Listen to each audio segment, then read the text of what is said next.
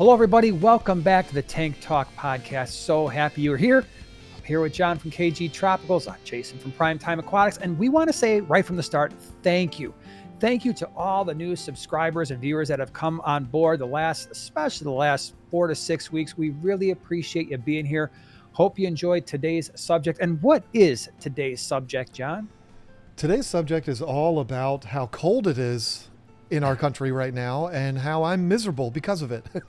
No, that is absolutely true. But no, we're talking today about one of my favorite topics, something that you and I could probably do 12 episodes that are all 2 hours each on, and that is keeping African cichlids. But the main goal of today is how to keep them the right way. Absolutely right. And I think just in my brain, the way this would probably work best is African cichlids is not just one type of fish, right? Most of the time, when we're talking about African cichlids, we're talking about African cichlids that come from one of the three Great Lakes. And so that's Lake Tanganyika, Lake Victoria, and Lake Malawi. But there's also all the West African cichlids that are riverine cichlids, and those are very different sometimes in terms of their water parameter requirements and the way they behave. And it's not necessarily a great idea to mix them together. So with all of that being said, where do we want to start? Where would you like to start with how to keep African cichlids properly? What region of Africa would you like to begin with? Well, you know what? I think it would probably be best to focus the entire episode on Lake Malawi. And here's why. I believe Lake Malawi and Lake Tanganyika both deserve their own episode because there is so much diversity that comes from both of those lakes. And, you know, we haven't discussed this. This is on the fly. We're kind of making up this plan here, but there's so much from Lake Malawi. And Lake Malawi is by far the most prominent in the African cichlid hobby, but there's a lot of people, you included, that are avid Tanganyikan keepers that would argue the opposite, that no, that's the one that is supreme. So I think they both deserve their own episode. Victoria, not as, prominent. We can probably mix in some talk of Victoria in both episodes, but I think we should probably stick with the one that's the most popular, in my opinion, and that's Lake Malawi. Yeah, I have no problem doing that. And so we're going to focus on Lake Malawi then, but just a real quick overview. Lake Tanganyika, that is a different situation only because we've got fish that are wildly different in size. The types of setups that you have in an aquarium are going to be, so we'll leave that for a future episode. I agree with you. Lake Malawi are definitely the most popular. The Lake Victorians, I don't know if they would ever need their own episode just because everything we say for the Lake Malawi cichlids, for the most part, will transfer over to Lake Victoria. If you don't know what a Lake Victoria cichlid is, think of a fish that looks like it got dipped in a bag of Skittles. We always call them the Skittles cichlids because they all have a very similar appearance. It's like there's just all kinds of color all over them. But on the Lake Malawis then, if we're gonna focus there, even within Lake Malawi, I feel like there's different care requirements and different considerations, whether we're talking about the Peacocks and Haps versus the Mbuna. Now, here's my question for you. Because you owned a store, you focused, you've probably bred more cichlids than I could even imagine. If you're looking at the two, and if someone comes in and says, hey, I've been keeping fish for a while, and I want to venture off into the African cichlid route, which of the two would you kind of guide them towards, Mbuna or Peacocks and Haps? Well, before I answer that, I'd like to mention, I think Haps and Peacocks need to be separated. I think we need to talk about all three because peacocks are all generally the same size. You have some like Eureka Reds that are a little smaller than, your German Reds. But you've got Haps that can get like 18 inches. You're not going to find any peacocks that are that way. Now, your most popular Haps being like your Taiwan Reefs and things like that, those are comparable to peacocks. But because Haps are so big, I'd like to break it up into all three. And so that customer would come into me, or even now somebody reaches out to me and says, I want to get into Africans. Which one of the three should I start with? The very first question is going to be, what size tank do you have? Because that is going to be absolutely the most relevant thing. We can talk about what we think the minimum requirements are. And if you ask 20 African cichlid keepers, you're going to get 20 different answers for what that tank size should be. But if it's somebody that has a 55-gallon tank, they could get away with Mbunas or Peacocks, but I think they'll have more fun with Mbunas because they'll be able to get more. So I would probably steer them towards Mbunas. If they have a 75, 90, 125, then I'm going to say to them, hey, listen, it's going to be whichever one you prefer. And I would also say, maybe you disagree, Jason, I would say you can mix all three of them. You're taking a huge risk to do that.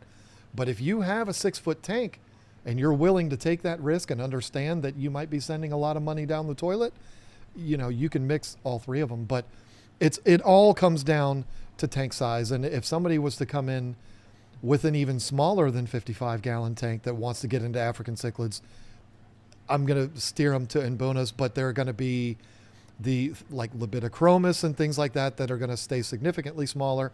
Stay away from the larger zebras and the ones that get really aggressive. And please, let's talk about getting you a bigger tank. But that's where I'm going to start. It's always going to start with tank size. I 100% agree, and that's where I was hoping you were going to start this conversation. In Mbuna, I've kept them in tanks as small as 40 breeders, but it wasn't a mixed group. It was generally a breeding group of like Pseudotropheus solosi or yellow labs. These are the very mellow Mbuna cichlids, and in a 40 breeder, it worked just fine. 55-gallon is a no-brainer for Mbuna. The 75 and above gets really, really easy. But I also agree with you on the peacocks. What I think a lot of people underappreciate is just how, in my opinion, they can be more difficult to manage than the Mbuna. The Mbuna tend to figure things out a little bit easier as long as you've got some of the more chilled out varieties. But you get a group of all male peacocks, and for me, even in a 75-gallon, that can be really tough to manage. For me personally, I tell people, if you've got a 6-foot tank, you can do a male peacock tank and minimize potential issues. But even in those 4-foot tanks, to me, I would prefer someone who's got some significant experience keeping cichlids before they would jump into a 75-gallon peacock tank. Just because, man, that tank boss, if you pick that guy wrong, and there's no fixing that, right? You just keep removing tank boss after tank boss after tank boss. You're like, well, now I've got one fish. Cichlids are impossible. What I find interesting, though, is how people think that the Mbuna, they just get the worst rap for being super aggressive. Why do you think that is? Because a lot of them are. That's why. I mean, there's some that have a reputation, and their reputation, in my opinion, is well earned. Like a Rattus is kind of one of the first ones that people bring up. Bumblebees. I don't know why they have the attitudes that they do. And zebras. Now, zebras are kind of hit or miss. They get larger, so they're very popular, and you're going to see them in every single tank when you go to the fish store that says assorted African cichlids. It's going to be mostly zebras. They get really big in the Mbuna world. I've had tanks where I've had them full of zebras and they've been fine. Then I've had them where they've just been absolute anarchy all the time. So it's it's kind of like peacocks. It's a little hit or miss. But yeah, I think that the reputation is earned. I don't think it's guaranteed. I mean, I've had a Rattus before that would never bother anything, but you kind of know you're rolling the dice when you go into those ones that have a reputation. There's a reason why they have that reputation. Yeah. So the way I've always thought about it, let's stay with the Mbuna for a second. We'll kind of move on to the peacocks and haps a little bit later. With the Mbuna, the fish that tend to be the most docile, the easiest to keep, when we're talking 40 breeder or 55-gallon, Pseudotropheus solosi. I have found those to be really, in fact, I've got a group of them in the 75-gallon in our gallery, along with some yellow labs. They are, for the most part, not saying do this, but I had a 40 breeder. I believe I had, now I can't remember if it was 7 or 9 in a 40 breeder. It was a breeding group. You're going to cringe when you hear this. I believe I had 5 males and 4 females. Whoa. They were fine. They were always fine. Eventually, I moved them into a 55 gallon. They were fine in there too. I don't know. I had rock work everywhere, and it worked out okay. Now, normally, I would say if you're going to have 10 cichlids, maybe 2 males and 4 Right. females just to be safe. But that fish to me, and they were small when I got them. They were really small, and I do believe to a certain extent it doesn't always work. But if you get the fish when they're tiny, sometimes they can figure out their hierarchy when they're not capable of doing as much damage. Sure. So Solosi, what would you say is another one that's on that more mellow list? Anything Libidochromis. I mean, the clown Libidochromis, Lisa's absolute favorite in Mbuna. My favorite is the yellow lab. I know it is one of the most generic fish, but come on, it's a bright yellow fish with black fins. How could you not love that? Males and females look almost identical. That's something we're going to talk about, I'm sure, in great detail as we go on. The difference in males and females, not as much in Mbunas, and depending on which one we're talking about, but Peacocks and Haps definitely a topic of discussion. With yellow labs, it's hard to look in there unless you're a breeder and know, oh, that's a female, that's a female. If you know what to look for, it's not that difficult, but you know what I'm saying. They pretty much all look the same, all beautiful, which is not easy to find in the African cichlid world.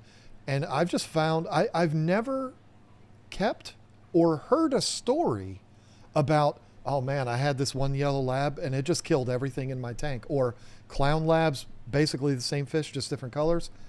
Never heard that story. So that would be mine. Socolify, that's how I say it. I think the guy who actually found the fish and named the fish, his name's Rick Biro. I think he calls it Socolafi. I don't know, but I've always called it Socolify. I haven't heard a ton of nightmare stories about them either. Hopefully I didn't steal that from you. No. The other one I would say that comes to mind is the Pseudotropheus, and there's 2 ways I've heard it pronounced, ACI or AC, right? Mm-hmm. Now, these are bigger in Mbuna, right? So that one, to me, they don't belong in a 40 breeder just because of their size, but I have always found them to be very mellow. It's a blue fish with, you can get them either as yellowtail or whitetail. I prefer the yellowtails a little bit more. Me too. But those are gorgeous fish with a nice, dark, deep blue color that are, especially for their size, relatively tame. And I think you can make a really nice aquarium with labs. And by the way, there's white labs as well that are really pretty. I've had those, and they have like a blue undertone to them. The yellow labs, the Pseudotropheus solosi, which we didn't even mention, they're 2 different colors. The males have blue, vertical, dark and light blue stripes. The females stay a nice yellow color. They're really pretty. You got the ACI with that dark blue. And so you can make a really nice, the other one. There's one more. Starts with an R. The generic name starts with an R. No, that's a hap. Starts with an R. Oh man, It's not all that popular. RU. Rusty. There you go. I knew you. Yeah, that is popular. I mean, well, I shouldn't say it's popular. I like those a lot. We sold too. A lot of them. They're certainly not as prevalent as some of the others, the Kenyai and the zebras, but yeah, absolutely gorgeous. And another one that I would put in that should be nice category.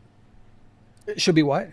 Should be nice, like should be easy to get along with the other fish. Yeah, for sure. And I've had those combined with Solosi and yellow labs in the past. The rusty cichlids, the reason they're called that is they have a lighter brown, but if you put them on a light substrate, they get a really beautiful purple color in the middle part of their body, and they're gorgeous. And so you could mix those in a 55 gallon, certainly a 75 gallon, pretty easily. I've done it multiple times. I'm sure you've had fish like that multiple times, and I don't recall ever having a single issue with any of those fish. Yeah, they're usually you're not guaranteed anything ever in this hobby at all, even if you're keeping guppies. But if your chances are greater that you're not going to have huge headaches if you keep any of those. And they're absolutely gorgeous fish. There's not one fish that you've mentioned here or I've mentioned that are not super attractive fish. And they all possess the thing that draws so many people to African cichlids to begin with, and that's the bright colors. It is the closest you're going to find to saltwater fish in the aquarium hobby. Not quite to the same level as saltwater fish, but pretty daggone close. Yeah. And the personalities, right? I mean, I actually think the Mbuna of all the African cichlids have the coolest personality because they're just wacko. I mean, Yeah. they're certainly the most energetic, right? So of all the fish we're going to talk about today, they're always on the move. They're always they're always look like they're communicating with one another, figuring things out, having a big community, conversation. And when it's time to eat, they go absolutely berserk for food. Oh, So they are awesome. I mean, if you're looking for a fish that is truly entertaining and is going to be exciting, I don't know if you can pick a better fish than the Mbuna. plan on getting wet. Plan on getting splashed, especially if you have a hap or a tank that is full of the larger versions of these, the peacocks, the haps. You're gonna get splashed because they go absolutely nuts. Funny story. Last night, I actually did this on my live stream. I was feeding my Mbuna tank, and it is butted up next to my peacock tank, peacock and hap tank. And while I'm putting food in the Mbuna tank, the peacocks and haps were trying to jump out to get the food. It's hilarious, and you do end up getting wet sometimes from it, but that's part of the fun. I mean, you're not going to find fish that have more energy and are, well, I shouldn't say that. There are some, but just the energy and the excitement when it comes to feeding time, it's unmatched. Now, in my mind, I'm breaking this up into those are the easy ones. There are some mid-tier Mbuna that could go either way. Sometimes they go okay with the easier ones. Sometimes they get a little cuckoo. And then there are like the straight up killers, right?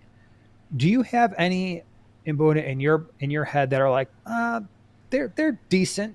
They're a little bit more aggressive than the ones we've talked about so far, but they're not super crazy. Kenyai, That was probably. one that came to my mind as well. Yeah, I mean, that one stands out to me because I don't know that I would put. It's hard because to me, it's like if I have a wall of Mbuna tanks that I'm selling to customers, which I don't, but when I did, it would be like these you don't have anything to worry about. These are trouble. There's nothing in between. That's how it was for us anyway. You want to put a tank together that you're not going to be finding nipped up fins and just constant beating, stick with these. If you're a little more of a risk taker and you want to mix things up, put these. Probably don't mix the two because then you're having these weaklings get beat up by. Let's stay away from that, but it's all dependent on what it is that you like. So yeah, Kenya would be the one that's kind of like, I've heard stories, but my experience has been they've been nice. So that's the first one that pops to mind for me. Yeah, the Kenai, and so for those of you who don't know, the Kenai are interesting because, again, we've got males and females with two different colors. Where the females, it's the opposite of the Psilocybe. The females have these vertical stripes, dark and light blue, and the males get this, especially around breeding time, this intense electric yellow. They look different than the yellow labs. Trust me, when you see them side by side, you're like, wow, yeah, they're like just popping full of color. I think where the problem comes in with the Kenai in particular is I have actually found the females to be pretty much model inhabitants. When I put the females in an Mbuna tank with the easy ones that we've already talked about, I don't have any issues. It's when you get that dominant male that picks out a certain part of the tank and they want to breed and you've got female Kenai in there, that's where you get the issues. Because I've actually had male Kenai. In fact, I've got one super old fish in a 125 with just a mixed group of all kinds of fish. Doesn't bother anybody. Mm-hmm. But when he wants to breed, that's where the problems lie. Look out. The other one that I'd say is really similar is the red zebra. I know some of these zebras go really cuckoo, but it's the exact same situation. Red zebras, I don't know why they call them red. They've got some of the most beautiful orange you'll ever see. Yep. Females almost never have an issue. Almost never. Males, you'll know a male because they get a little bit larger, but at least the males that I've always had, it's hard to explain what they didn't have as much orange. They had almost like a little bit more pink, like a pinkish orange to them when they were ready to breed, a little bit larger. But those guys, just like the Kenai, will go absolutely nuts. And then, heaven forbid, you've got two breeding groups in the same tank. One of those males is going to survive, the other one's not. So, yeah, I mean, I've found like one of my favorite fish is the snow whites, which is a zebra, but I've never had any issues with those. I mean, and that's why it's weird. It's like you can have fish that are in the same family, and one of them is really mean, the other one's not. It's really really tough. But it doesn't take long in the African or the Mbuna world to know, oh yeah, those are the ones that Yeah. should probably be stayed away from. So, but And I yeah, think most of those are what are those? The genus Metroclima, like yes, the red zebras. Are the Kenii that genus as well? I thought they I, were. I No, I thought, don't I think remember. I could be I, wrong. yeah, shame on me. I don't know either. I only used to breed them and sell them. Yeah. Yeah, that escapes me. That was a long time ago, folks. Cut me some slack. Yeah. Because the Grishaki are in there too. I had some albinos, and those were pretty decent fish. Metroclima. They looked a lot like a red zebra, but they were just a little bit lighter, more yellow. But yeah, those to me are stand out as like the meat. Like you can, and the reason why I mention them is, as you know, you go to a pet store, the mixed Mbuna are almost always red zebras, Kenii, maybe some yellow labs, and yeah, there are some true mixes there. I don't even know why they call them mixed Mbunas sometimes, unless they're just pulling them from a pond or a cement vat, and they're just like, all right, I know we had some Kenii, red zebras, yellow labs, but we can't guarantee that they're pure. But when you get them and they grow up, it's obvious that they are. Yeah. Yeah, the other one that we haven't, I wanted to look it up here because, again, I didn't want to look like an idiot. The other one that we haven't talked about yet is the Cinetilapia afras. I Yeah. love those, like the white top afras, the green top afras. That is, I think the white top afra is Lisa's favorite Mbuna. And the other one that we haven't talked about is the Demasoni. Well, that I Because, wanted to show. I wanted to save that bad boy for when we okay, get into the fish that are absolutely whack jobs, because okay. I don't know if, I mean, so let's just go there. You mentioned DeMason. Explain those things and I mean, maybe I'm off base, but I have never kept. That is one of the meanest fish I've kept. Demasoni are one of the most disappointing fish in the aquarium hobby. And the reason why I say that is because they are some of the most gorgeous fish you will ever see. The most striking black and blue bars. They are unbelievable how gorgeous these fish are. And they're such jerks that it makes it a disappointment because you want to keep them because they're so beautiful. And then you get them and they beat everybody up. I know you, I'm sure know too, the guy who named that fish, Leif de Mason. And it's so sad because it's like, man, you've got a jerk named after you, but it's such a gorgeous fish that I don't think he's losing any sleep over that. But yeah, it is incredibly disappointing. And even the bumblebee too is another one that Other one. very, very nice looking fish, but just you're rolling the dice if you take them. I mean, Yeah. it, So it's just, DeMason for sure.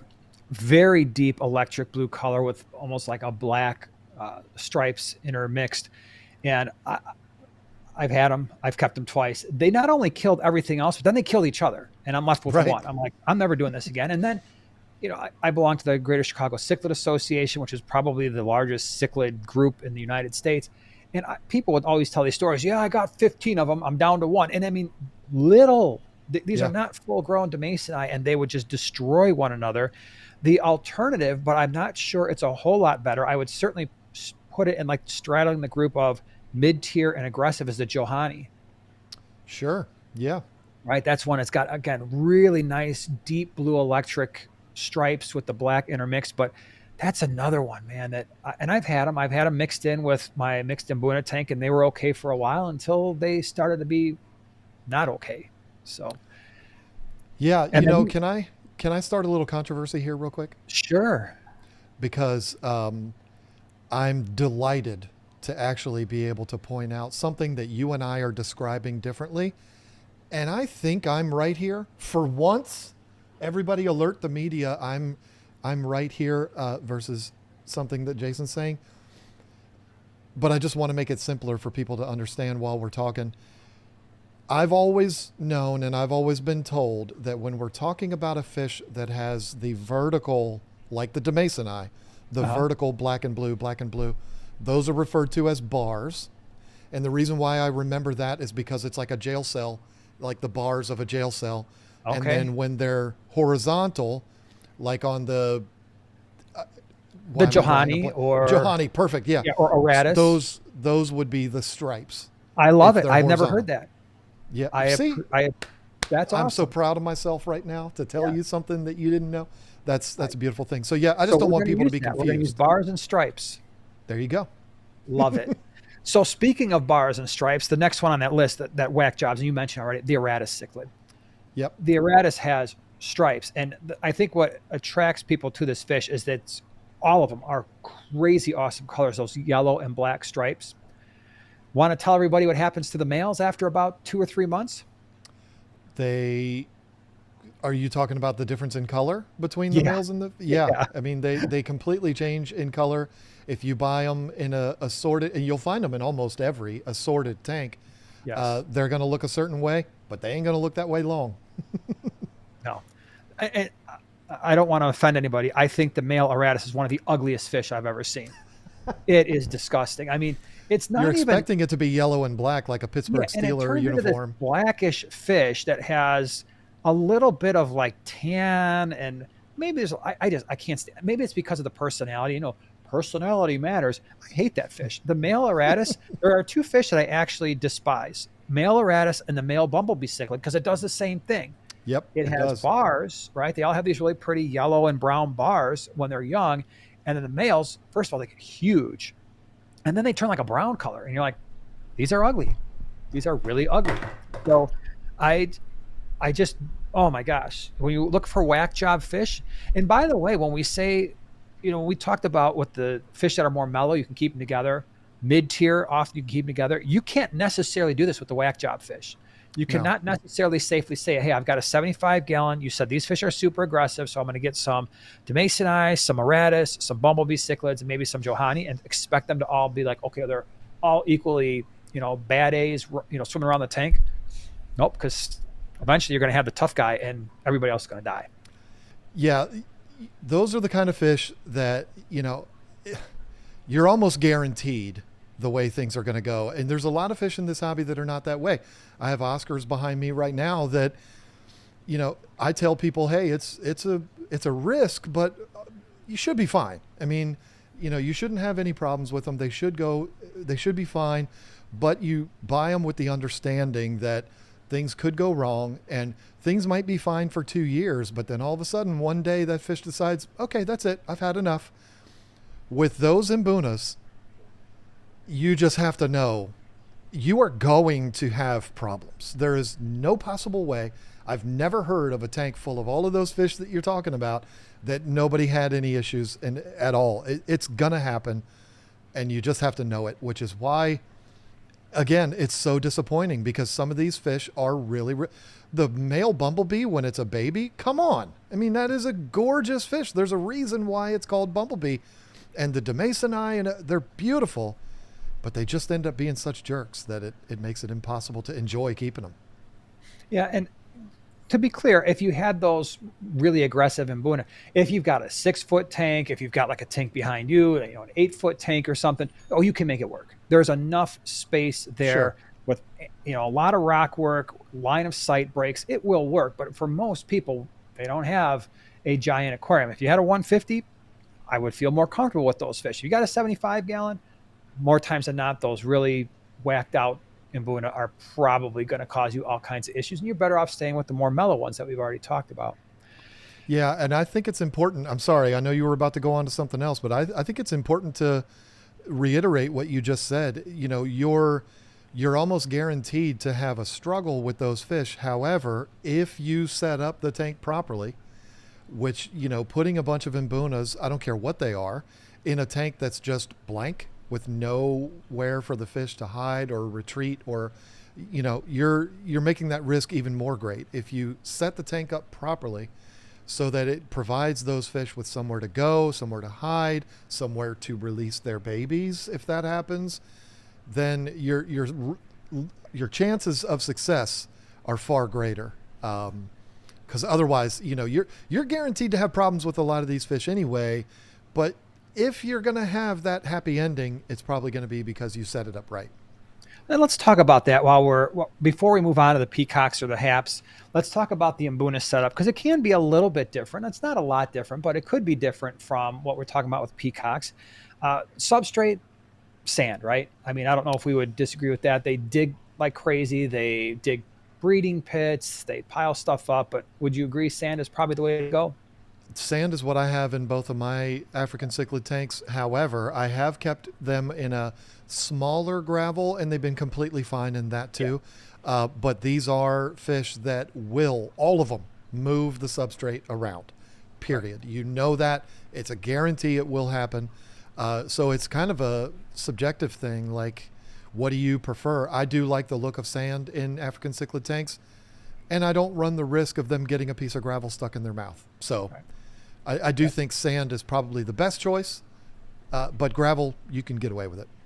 And for me, I don't really care either way in terms of the color of the substrate with the Mbuna. I've had them on light colored substrate, on dark sand, black sand.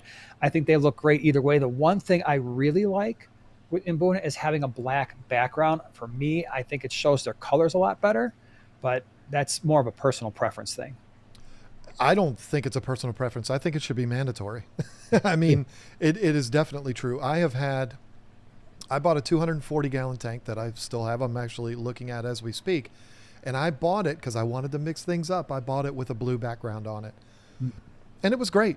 You know, the Peacocks and Haps looked great. Everything was good. But I ended up scraping that paint off and painted it black because it just is the absolute best, and it should be mandatory. But, you know, you can get away with it. But it's, I don't necessarily think it alters the color of the fish. It just makes them stand out better. There are a lot of fish that are affected by the colors in the tank. These aren't them, but you just want them to stand out and really showcase those big, bright colors. Yep, 100%. Plants, for me, with Mbuna, I have never found a single plant that they would not eventually shred, and that includes the thicker leaf, like Anubias and stuff. I don't know if you've had any better luck. I don't even bother trying. People ask all the time. I used to throw hornwort, duckweed in there on purpose, and they would just absolutely, within a day, it's gone. Yep. Yeah, even fake plants, they will pick at them and pull them up, and they'll end up floating. Yeah, plants are a no for really any of the fish that we're going to talk about here. But Mbunas are herbivores, so they're going to, most of them, so they're going to physically eat the plants, where the Peacocks and Haps, they're not necessarily going to eat them, but they'll definitely pull them up, and it's just not worth it. Just leave the plants out of there. You can make some amazing aquascapes with no plants. Now, you mentioned rockwork, and there's two competing theories with all African cichlids from the Great Lakes. So they were talking about Mbuna, Peacocks, Haps. And that is, one theory is give them less structure, so there's less to fight about. They wind up getting along more. The other theory is give them as much structure as you possibly can. And that way there's line of sight blocks. There's places to release the fry, like you said. Now, I've done it both ways. In the Mbuna tank that I had in the fish room for a long time, it literally just had 3 pieces of Texas Holy Rock. They were larger pieces, but for the most part, the entire tank was open. And it ran for years and years and years. And the only issues I ever had was with a male penny eye that had to eventually get removed. Actually, he's in the 125. And I think maybe one of my male red zebras. But everybody else, they got along fine. But I've also had it where I stacked rocks all over the place. It worked out fine as well. Do you have a preference? I don't. And the interesting thing is, I too have done it both ways. In fact, I have a group of Mbunas right now that I'm kind of known for, that those exact fish I've done both ways. When I started it out, I had a little row of lava rock on the bottom, and it worked. You know, if I walked up to the tank too fast, they would all, you know, scramble and go into those rocks. But the rest of the tank was completely wide open. And now I have it to where it's got rocks stacked all the way up to the back. The behavior of the fish is identical in both situations. However, we're talking about a fish that I've never seen aggression in that tank. I mean, they are one of the easier ones, one of the more mellow ones, but I've had every kind of African cichlid tank you can imagine. Mbuna tanks in particular, done it every different way. I don't know that there's a certain way, like you're guaranteed to have success if you do it this way, but I just instinctively feel like having the rock work is something that's going to, you know, increase your chances of success. But I totally understand the argument that if you give them a bunch of places to claim as their own, you're giving them places to fight over. So I understand both sides of the argument. I personally say, just try whichever way you like. I mean, you know, whatever is the most important to you. because you kind of have the same risks either way you go. But I don't know if any of that made sense. No, I think you're right. I think the advantage to doing a lot of rock work is if you want to see more fish, more fry, they're going to have places to hide, and That's a therefore they're going to guarantee. survive. If you have minimal rock work like I did in the 75 gallon, now what I would do is when I saw a female fish holding eggs in her mouth, I would pull her, throw her in a 10 gallon, let her spit or fry there if I wanted them to survive. But if I didn't want the fry, I would just let her spit them out in the tank, and I almost never saw fry survive just because other fish would eat them almost instantly. So I think that's probably the main driver of that. And also be aware, the more rock work you have in an aquarium, the more places there are for detritus and fish waste to kind of hide out. And so that might mean more water changes, more algae, that kind of thing. Yeah, it's a good point. I mean, and again, with that 240 that I have, when I had just a little bit of lava rock down at the bottom, there was 0 fry that came from that tank. When I stacked up all the rocks and gave them all of these places to hide, that tank is full of fry now. And it's wonderful to put food in there and you see all them little fry come out. It's amazing. So that's a The only fact. problem is you're not getting them out of that tank unless you break no. it down. I hear people No. all the time like, "Oh, I'm breeding yellow labs or slow side like crazy. It's just there's so much rock work and I can't get them out." I'm like, "You never will." So That's right. unless you want to take all that rock out every 6 months or so and scoop out the fry and do whatever and put the rocks back in, but who wants to do that? Well, and it's interesting that you bring that up because if you think about it, the farms, they don't have any rock work. They don't have anything in there. They're breeding these fish like crazy. They're breeding them at scale to sell the fish. And they don't have anything in there. They've got them in these huge vats that they're breeding in. And the funny thing is they take the fry out, they put them in a grow out tank, and those fry end up breeding. I mean, it's a good problem to have if you're in that business. But yeah, they don't use any because they're in the business of getting those fry out. They don't want to have a struggle to be able to catch the fish. They want to put a net in there, scoop them all right up. So that, to me, I'm kind of realizing this as we're talking about it. To me, that kind of ends the argument of you have to have rock work, otherwise there's just going to be anarchy. But I guess the other argument to it as we go deeper is you are less likely to have humongous aggression if it is all the same fish in there. If it's a tank full of red zebras or I don't know how they breed Demasoni because they just all kill each other, but you are increasing your chances there. So I don't know. If you have a big mixed tank that has no rock work, maybe it would be different than having just one fish in there. I don't know. Now, I do break some of the rules when it comes to setting up these Mbuna tanks in the 75 gallon Selosite tank. It's got like the fake rock background, and I got a ton of driftwood in there. And so I hear this all the time, like, "You got driftwood with your Mbuna? That's not right." I'm like, "No, you're right. That is not a biotope or biotype specific tank." And I don't care. I don't care. I like the way it looks. The fish like the structure. It's not harming anything. It doesn't hurt anybody. But I like that look where I've got the rocks, I've got the rock background. I've got a lot of wood in there. Done it multiple times. Don't care. If you want biotype, biotope, don't do that. That's true. Is it that they criticize it for the biotope Yes. differences, or is it because of the alterations to the water parameters that driftwood can make? No, because and we'll talk about water parameters in a second. The driftwood doesn't alter my water parameters because my KH is so high. So I could fill that entire tank with driftwood, fill it up, and leave like 2 inches of water for the fish to actually swim in, and it would have almost no impact on my pH. Okay.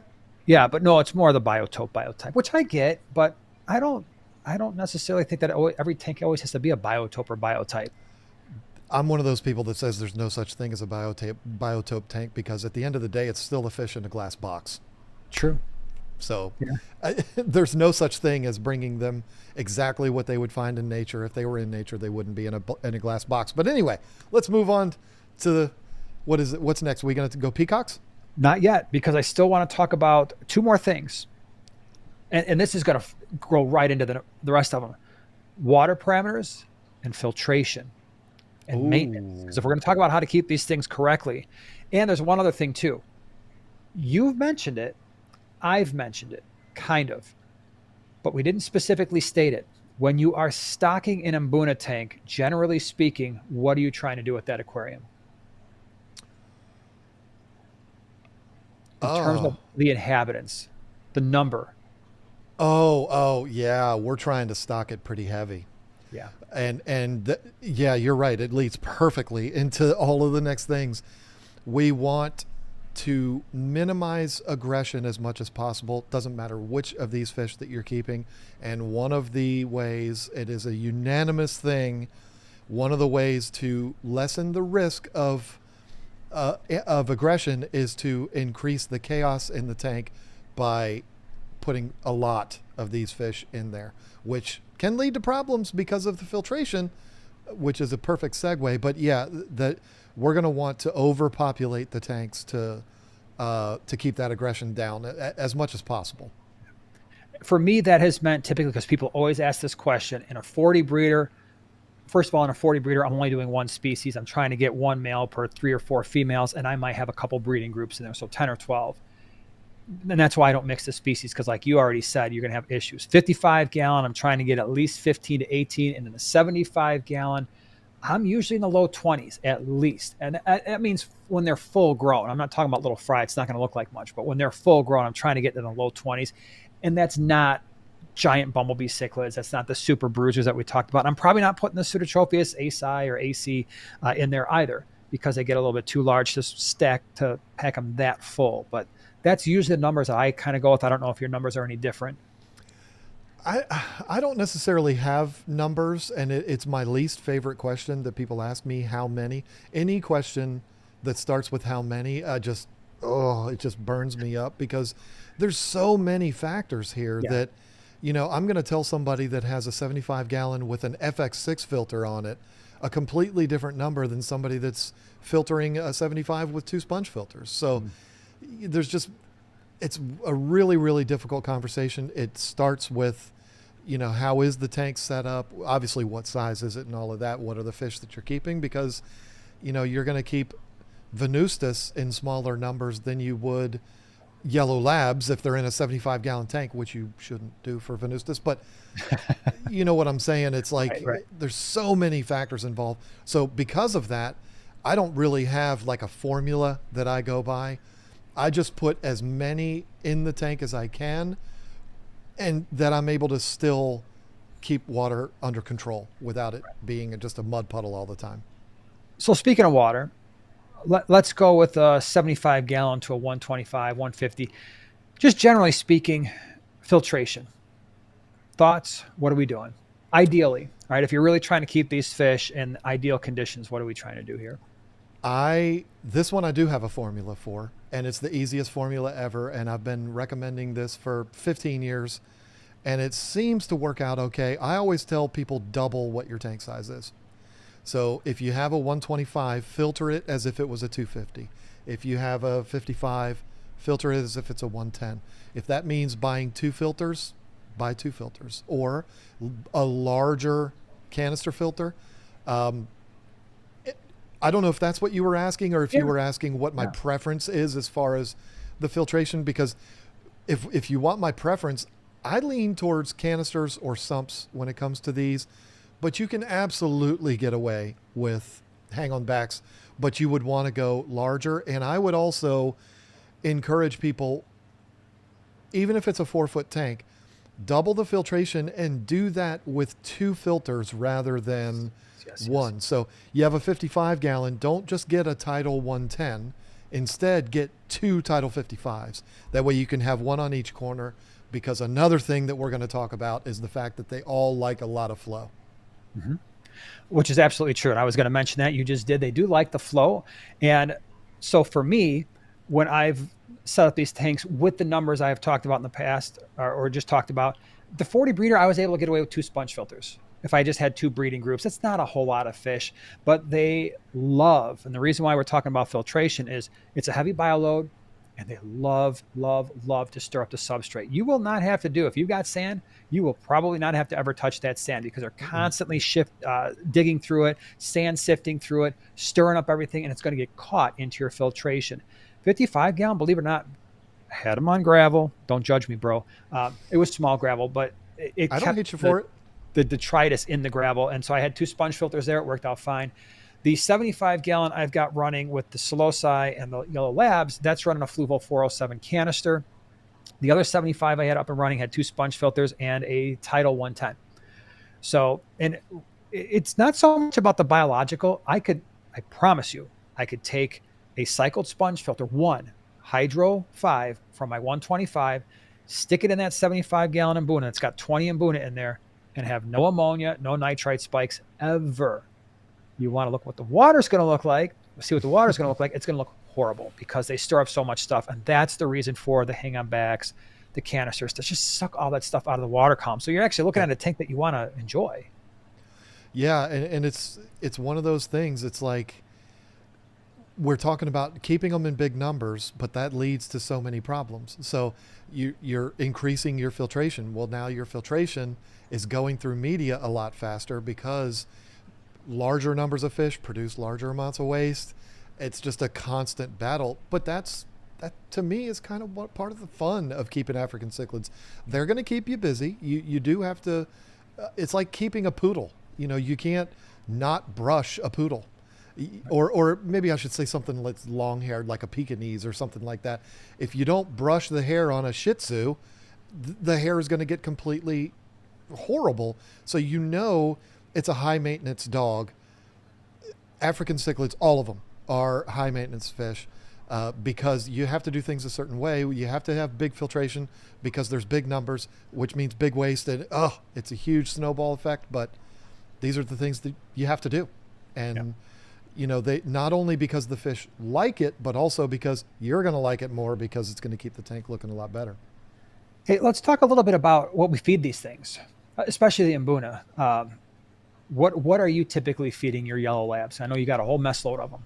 I do. I started out with 60. I think I probably have definitely well over 70 now, even though we've lost maybe a half a dozen in the last 5 years that I've had that tank up and running. We do give them a variety, which I like to do. I don't think it's 100% required. If you're feeding them a good food every single day, I think they're fine. But most of the variety that we feed them is heavily veggie based. So like an herbivorous diet, an herbivore diet. Right now, as we sit here, I'm looking at cichlid peewee from Extreme, which is not heavy on the spirulina and the vegetation stuff, but very high in protein. That's what the farm feeds them. That's all the farm feeds them. They don't get bloat like everybody says if you feed them too much protein. But anyway, that's a conversation for another day. I'm looking at Extreme cichlid peewee, Northfin veggie, which is definitely the staple for that tank. And I'm also looking at the Vitalis herbivore formula that they have, and the Northfin cichlid flakes, because Lisa likes to mix that in there to go down for the fry to get down at the bottom. So yeah, that's the combination that we run with the Mbunas. Yeah, and I'm pretty much the same way. They love kelp, the Northfin kelp wafers, Northfin veggie pellets, and then I alternate the flakes. Usually a combination, or in the Bug Pro, I feed them Bug Pro. They crazy for Bug Pro. But I'll do krill flakes, kelp flakes, community flakes, cichlid flakes, and every other time they get something a little bit different. But as long as you're not going super heavy on, frozen bloodworms or a whole bunch of blackworms or beef heart, that could cause problems. Yeah, I've been feeding the Northfin. That's a brand new product right there, the Bug Pro stick. I haven't fed it yet, but I will definitely be giving that to all the Africans. Yeah, so... to be safe, if you want to stay with the more veggie-based stuff, absolutely do that. They're not going to typically bloat out if you give them some Bug Pro or some just regular cichlid pellets or anything like that. Water changes. Where are you with your water changes on your cichlid tanks? I don't do enough. I don't do enough. I'm just telling you, I don't do enough. However, I'm not losing fish. The fish are not miserable. They're happy. But from an appearance standpoint, I'm not doing enough. I think the minimum that somebody should go into African cichlid keeping with an understanding of the minimum 50% per week. I think that should just be kind of like the standard. You can do more, 100% a week, not all at one time, but like 50% water changes throughout the week. I think you're gold there. And that's really ultimately what I'd like to do. Maybe like if I was to set up a perfect scenario, I'll tell you, if we bring in a couple of employees and I have them taking care of my tanks for me, I'm going to tell them one water change of 50% a week with the full gravel vac or sand vac, substrate vac. The second water change per week, just water, 50% out, 50% in. That would be kind of like the holy grail formula for me, but I don't do that now. I wish I could, but there's only so many hours in the day. I think 50% per week minimum. I'm going to say something controversial again here. Understand, we are not talking about anything that Father Fish or Lucas Bretz would talk about in their videos. They're not talking about these kind of fish. So if you are a fish keeper that goes with the Father Fish method and you don't have to really hardly ever do any water changes, you're getting into a completely different world here. Yeah. Those guys are not talking about these kind of fish. You have to do water changes if you're an African cichlid keeper. Yeah. Period. Yeah, because you're not capable. You can't keep the plants in the tank. Now you could run pothos and stuff, maybe in a sump, because they'll eat the stems of the pothos as well sometimes. Yeah. So you got to be really careful with that. When I had my full-grown Mbunas in the 75-gallon, they got about an 80% water change. They had basically enough water just to swim around in while the water change was happening. The 75-gallon we have over here is about 50%. And the key here, just like any other tank that we have, is we're trying to keep the nitrate concentrations to never go above 20 parts per million at any point in the week. So to do that, that's what it required, about 80% in the full-grown Mbuna tank, and then about 50% that Mbuna tank in the gallery. We'll probably have to go to an 80% too once those fish are full-grown, and because they're eating so much. So, and I think what we've said here in terms of water changes and that kind of thing, it transfers over to the other types of cichlids as well. Last thing, and then we're going to get into the peacocks, lighting. The nice thing about Mbuna, it doesn't really matter because you're not keeping plants. So just get something that looks nice, that illuminates your tank, and you don't have to keep it on all the time to control algae. You can just put it on a lot less, and you don't worry about the intensity. Keep the intensity low. You're good. Absolutely. These are the kind of fish that you understand, unless your aquarium is in your basement in a room that has no windows. The lighting on these tanks is for you, not for the fish. So you want a light that you're going to be able to see the fish and be able to admire their bright colors, but there's no standard like you have to do it this way or else the fish are going to die. No, the light is for you. The ambient light coming in the room is enough. And the last thing I'll say about it is, my African cichlid tanks, the lights only get turned on when I'm filming a video, period. Or I'm on a live stream. If I'm not in here doing something that's going to be on camera, I don't turn the lights on, ever. And I never battle algae in either one of those tanks. Yeah, that's the nice thing about it. It really is. And it's not like they're in the pitch black dark. There's window light, there's ambient light. They can see what they're doing and I can see them, but they're not super bright. And by the way, for a lot of fish, that's a lot more relaxing. It keeps aggression down. Yep. It reduces stress. I think a lot of times we put a lot more light into our aquariums at times than a lot of these fish would ever find in nature. So very true. All right. I think we covered a lot of the basics. We covered the Mbuna. With the peacocks, there are some differences there in terms of their behavior. We've kind of mentioned that already. Size-wise, there's some differences there. Tank size, you've mentioned it. So what would you say are the 3 to 5 major differences that we need to discuss when it comes to peacocks versus Mbuna?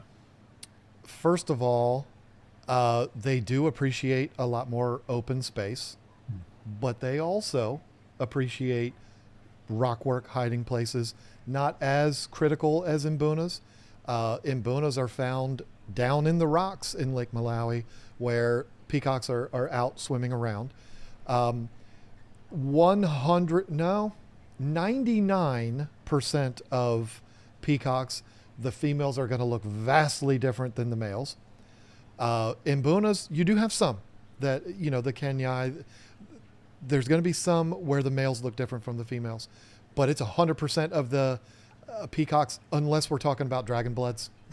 That's why I said 99%. Yeah. The females are going to be I'm sorry to say it, the ugly ones, Yeah. the ones that have really, they're brown, they're gray, they're not super attractive. The bright colors are going to be on the males. Bigger tanks than Mbunas, and I they're more aggressive than Mbunas than most. Pretty much all peacocks are going to be at the same aggression level, which maybe isn't as psycho crazy as the really mean Mbunas, but definitely not docile like your Libidochromis and things like that for the Mbunas. I think you asked for 5 and I gave you 3. That's I'll give you the other 2. That's a great beginning. Now, to be clear, there can be a lot of aggression in between different types of peacocks. However, I don't know if you found something different. When I have mixed them together, almost always the Mbuna are going to beat the ever-loving snot out of the peacocks. Now, maybe you've experienced something different, but those Mbuna, they've got the really, really, really rough lips because they're used to scraping algae. And when they start bullying another fish, it really hurts. And so even like your more chilled out yellow labs, they go into a peacock tank, and a lot of times it's not like they're going to go out of their way. But I'm saying if there is a problem, if there is fish attacking one another, if the peacock's like, hey, you're in my territory, and the yellow lab decides, yeah, you know what? I don't care. Yellow lab often is going to win that battle, but they tend not to initiate the aggression quite as much. I don't know if you found it to be different. I don't want to speak for you. You know, it's weird because when I've done mixed tanks, first of all, I have not put, with the exception of zebras, I haven't put psycho Mbunas in the tank. Like I haven't put a bunch of Damasceni in a peacock tank, or Johannes. Or Johannes aren't terrible, but Aratus, I haven't mixed those in. But I have had the yellow labs and the snow whites and the fish that are not maniacs. And I've had all 3, peacocks, haps, and Mbunas mixed. And when I have had problems, it's almost 100% of the time been a peacock or a hap that's done it, not necessarily the Mbunas. But that's just my experience. That just goes to show you, Jason and I, we have very similar interests, but we also have very different stories. So, Here's what works for the him is interesting different for part me. of that. And I agree with you. Whenever I've mixed them, my tank boss is always like a Lethrinops or a Red Empress or something. Yeah. However, and it seems like my Mbuna that were in the tank at the time were like, okay, you want to run it, that's fine. But when they pushed the issue, when my Lethrinops, Red Empress, I mean, these are big, big fish.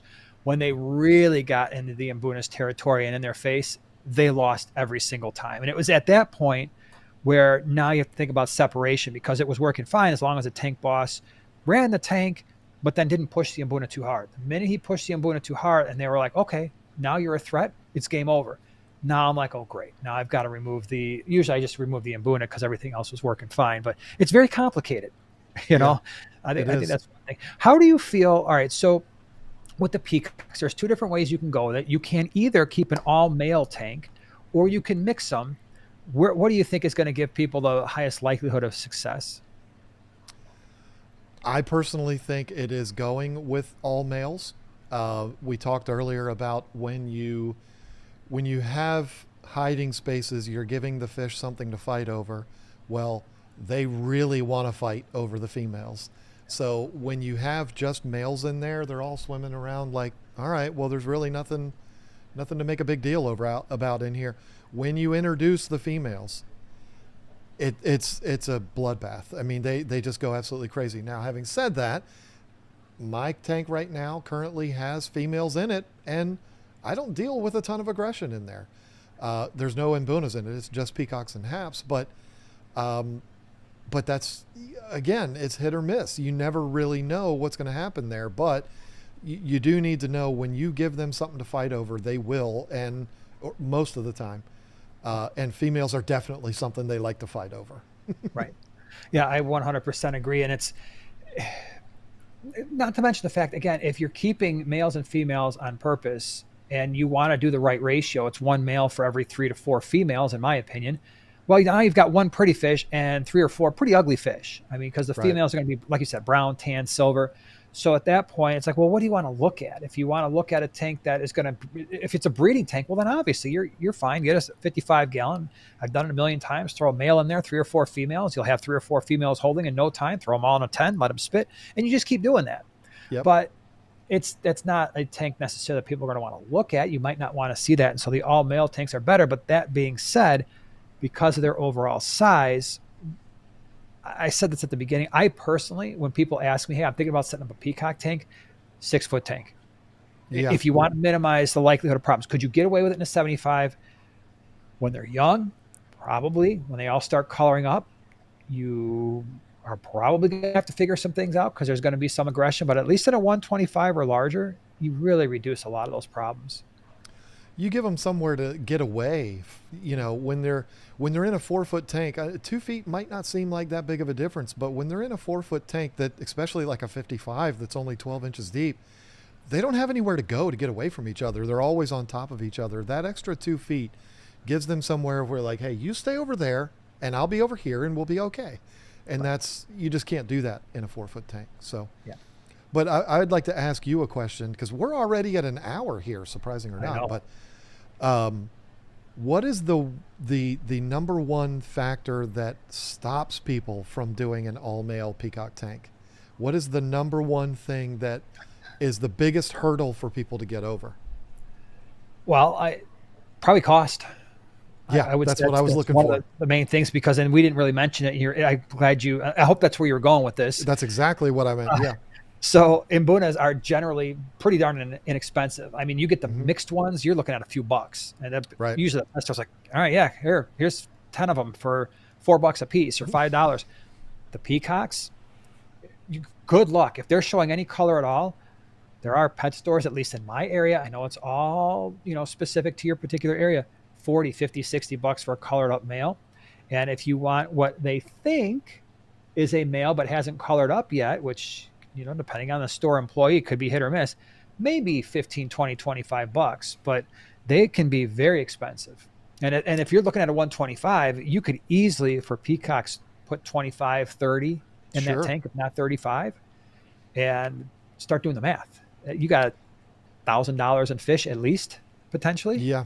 Yeah. And that's where things, I mean, I can go even a little deeper with it and it makes it even more challenging because I always warn people if you're at a fish store and you see a peacock that's 2 inches big, 2 inches long, and it's showing full color, do Oh, not buy that fish.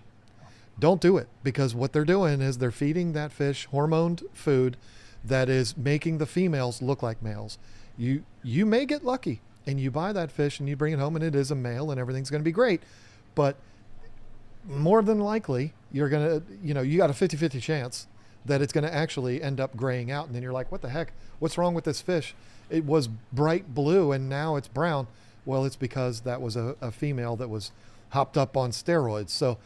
uh, so I always tell people, I know it's hard, believe me, because I've done it and I know how much of a struggle it was. You're better off to buy, first of all, from a reputable source, but you're better off buying them, at that 3.5 inch range where it is clearly obvious which ones are males and which ones are females, and pay the extra money. I know it sucks, but you're much more, you're almost guaranteed that you're going to get what you want rather than rolling the dice on those hormoned little ones. the other issue too is even if they are males, you're still going to have the same problem. You're going to bring them home because they're that young. They're not usually colored up at that age. When those extra hormones they run their course. You're going to get this fish home, and you're going to be like, "What happened to my male?"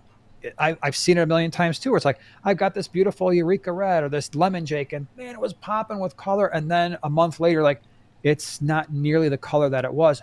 What am I doing wrong? And it's like you didn't do anything wrong. You just bought a juiced up fish.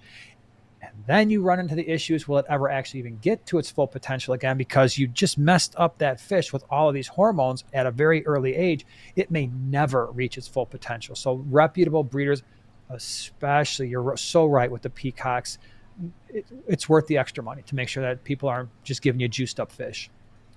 To give you a really good example, I've got a tank right now, 90 gallon. I guess I'm supposed to call it Lisa's tank now. She's taken that over. It's full of fluorescent peacocks. We bought them a long time ago from the Cichlid Shack, a reputable breeder that's unfortunately no longer in business. But we bought them all at like 3 inches, and they've started breeding, and a lot of those offspring are in the tank now. And you've got the tank boss, and this is something that's very important to talk about. The tank boss is one of the most pretty fish you've ever seen in your life. The fluorescent is yellow and blue, and it has these striking fins. It's beautiful. There's the one tank boss that looks like that, full color, just amazing. And then there's like 5 more males in that tank that are about an inch smaller than him. They are offspring from him. And you can tell that they're males, but they're nowhere nearly as colored up as him. And the reason why, they're not in charge. They're not running the thing. If the big male that I have, if we were to take him out, one of the other males would then take charge, and he would color up real beautiful like that. So when you buy that juiced up male, like you were talking about, and then, a month later he dims out, it could be that that's where he's supposed to be. Yeah. And he's not the tank boss, and he's still maturing, but eventually he'll come out of that and become that big, beautiful male. But there's so many factors with peacocks that, particularly hierarchy, where the dominant fish in the tank is always going to be the one that's showing the best color. And you just hope that that's your favorite one, because otherwise your favorite one might not show as much color as the one big boss. That's an outstanding point, and it's really important. So therefore, if you're thinking about stocking a peacock tank, you got a 125, you want to do an all male tank. Sometimes it's best just to buy one of a particular species, one each. And so maybe you've got 15, 20, 25 different species of male peacocks in there. But as you said, even if you do that, you're still going to have a tank boss that's most brightly colored. And even those other peacocks that are a different species may still color down a bit, but it's almost guaranteed to happen if you've got multiple peacock males of the same species. You're going to have that hierarchy, and then others are almost guaranteed to color down, where if you mix them and you've got different species, it might not be as extreme, but it's still probably going to happen. 100%. Which is a lot of money to spend on fish that you think are going to look awesome because you saw a picture of them on Google Images, and now you're like, yeah, I had that fish for 12 years. It never looked like that. That's very true. I want to propose something here to you, because I don't know if you're looking at the time, but yeah, we're going to have to do a part 2. I think we should. I'm excited about that, because I love nothing more than to talk about African cichlids. I mean, that's kind of what got me started on YouTube, or in the business of fish keeping. So, this is something that you and I are both very passionate about. So we go on and on. We spent almost the entire episode on Mbunas, and I think if we knew that going in, we probably would have just said, let's do an Mbuna video, a peacock video, and a hap video.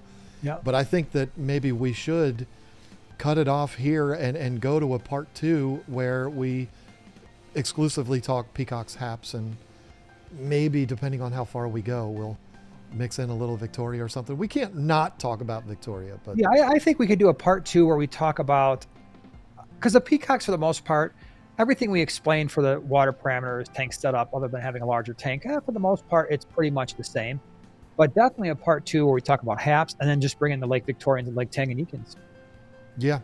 And I mean, haps are one of the most fascinating fish to keep in the hobby. And I think everybody kind of eventually graduates to haps because they're just so unbelievable. And some of them could even go into the category of monster fish. So yeah, we'll have a whole lot of fun with that. So, I mean, I'm sorry to cut it off, but we have rambled a little too long. Yeah, we do have a schedule. We got a guest that we got to get to. So, yeah. So everybody, again, thank you for being here. We really appreciate it. We will do a part 2. It's not going to necessarily come out next week, but we will do a part 2 where we'll cover the other types of African cichlids. As always, thank you for all your support. Really appreciate you being here. We will be back same time, same place next week. Thanks for being here. We'll see you then.